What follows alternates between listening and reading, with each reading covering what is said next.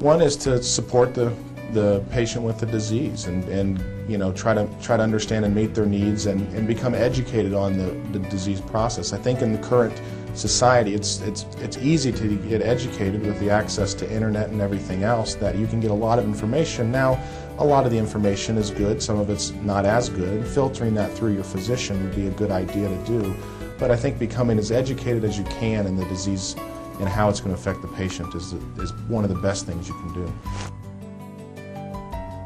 Well, it's important to understand and to feel comfortable with the physician that you go to be able to talk to your doctor and tell them the symptoms that's going on.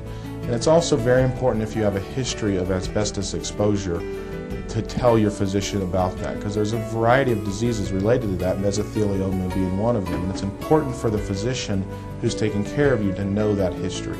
So in the process of telling them about your current problems, a past exposure history is very important, particularly the exposure to asbestos.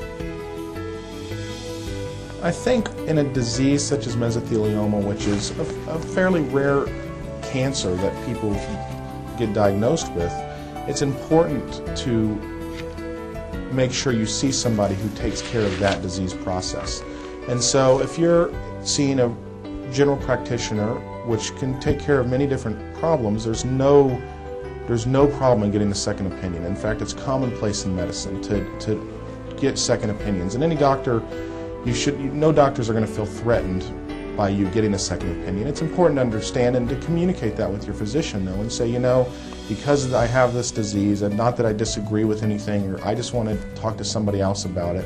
And often it makes people feel more comfortable when they hear, you know, maybe a similar thing from two different physicians. But it's very important, I think, to explore all of your options and to, you know, maybe get a second opinion from somebody who's more specialized in the area, or just from another physician.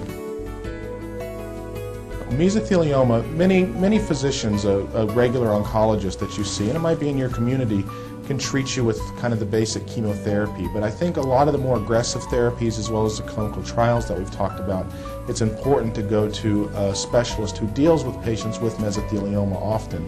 Some of the surgeries, the aggressive surgery like the extrapleural pneumonectomy, there's not many surgeons that do that procedure, and there's certainly not many that do them often. And so it's important, if you're going to get either on the drug therapies or the clinical trials or the more aggressive surgeries, to see a subspecialist who deals with patients with mesothelioma often.